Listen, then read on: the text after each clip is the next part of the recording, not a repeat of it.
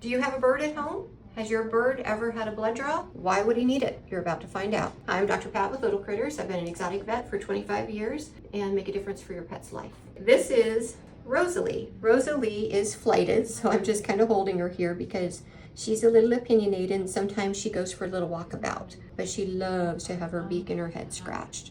Rosalie is an 8-month-old conure, very well loved, well cared for bird, and she's just in today for her regular exam, and we're doing baseline or screening labs. So do you know what baseline or screening labs are for? This is important. A lot of people think it's just something a doctor does and it's not important, but it actually lets the doctor know what's going on inside the bird. Birds hide disease. They hide infection until they can't. So knowing what these baseline or regular normal values are in the bird is very important. And so typically when we have a new bird exam, we'll run some labs, take a look at the inside. If everything's normal, we keep that. And then if we have that same bird that develops an illness later on, we can compare and we know what's changed, not for normals for a population, but for this individual bird. And so establishing what's normal for the individual is a very important factor in the doctor being able to care for them and develop and know what the trends are and the changes are that need to be addressed. So what bloods are drawn on a bird and how do we draw blood on a bird? Well, Rosalie's already had her blood drawn and we did record that, so we'll include that in this clip.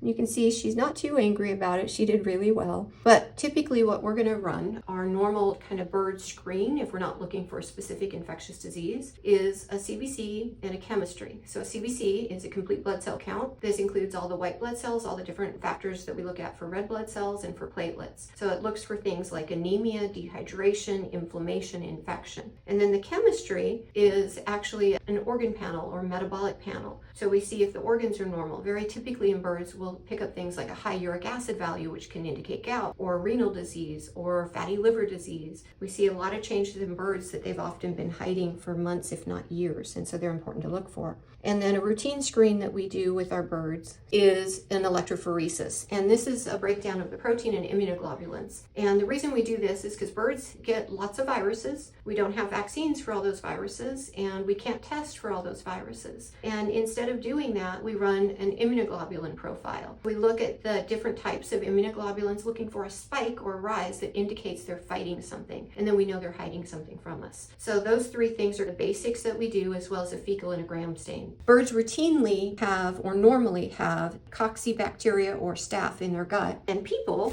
yep, she'll come back. Rosalie started to fly around and went for a little visit to everyone and just came back. We are in an enclosed exam room, so it's safe for her. And she has been taught how to fly. Birds do learn maneuverability, and her owner has taught her a recall, so he's done a great job with her. As I was saying, birds have cocci or staph type bacteria in their gut, and we have E. coli or rods in our gut, and the two shall not meet. So if we're letting our birds eat off of our utensils or plates or giving us kisses, that's potentially going to result in an E. coli infection that can be a problem. So you can do a fecal gram stain as just a quick check for that to make sure that the bacteria or flora in their gut is normal. And so we routinely do that.